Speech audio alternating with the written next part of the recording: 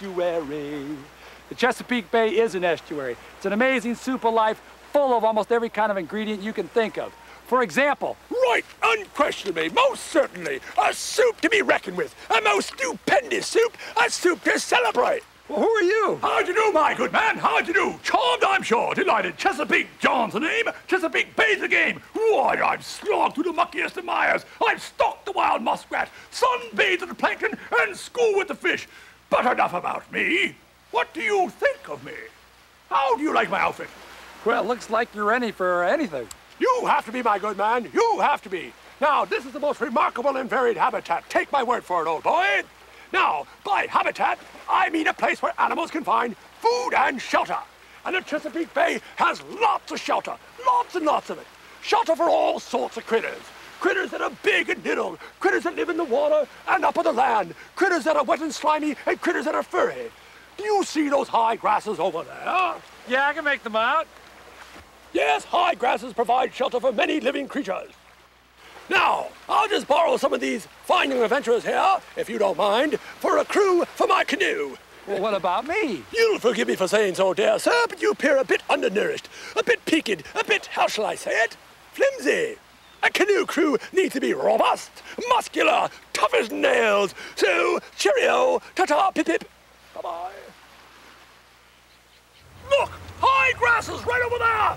Yes, habitat to many living things. Over there, too, home to critters large and small, furry and slimy. You have snails, and you have fiddler crabs, and you have mollusks. Oh, there's otter and nutria, all sorts of living things. Even wading birds like blue heron and egrets. There's geese and ducks, too. It's a great place for food and shelter, and camouflage, too. Well, what about underwater life, Chesapeake John? I'll get to that, dear boy. I'm more interested in the forested areas, like that over there. Look at that! Amazing! Home for eagles and osprey. In fact, more bald eagle nest here than anywhere else in the lower 48 states. And that's a fact.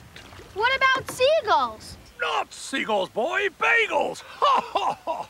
Bagels?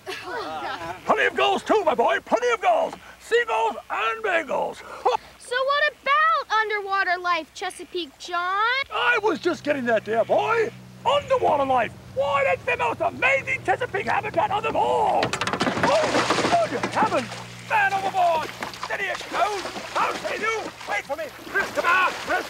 Oh, no. Oh.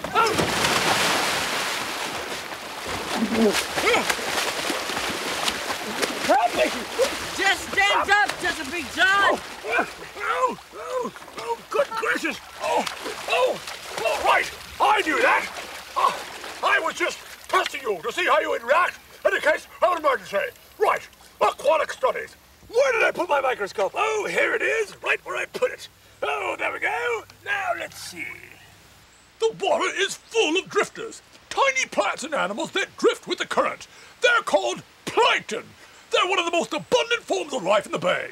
The plant plankton are called phytoplankton, and they are often single-cell algae, like seaweed. The animal plankton are called zooplankton or zooplankton, and they eat the phytoplankton or other zooplanktons. So what eats the phytoplankton? Oh, good question. Right, here we go. Masks on, everybody. Here we go.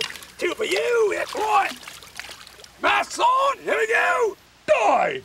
Now, the plankton eaters are tiny fish and bigger fish like herrings, anchovies, silver sides, and menhaden. They eat the phytoplankton and the zooplankton, and so do the shellfish like oysters and clams.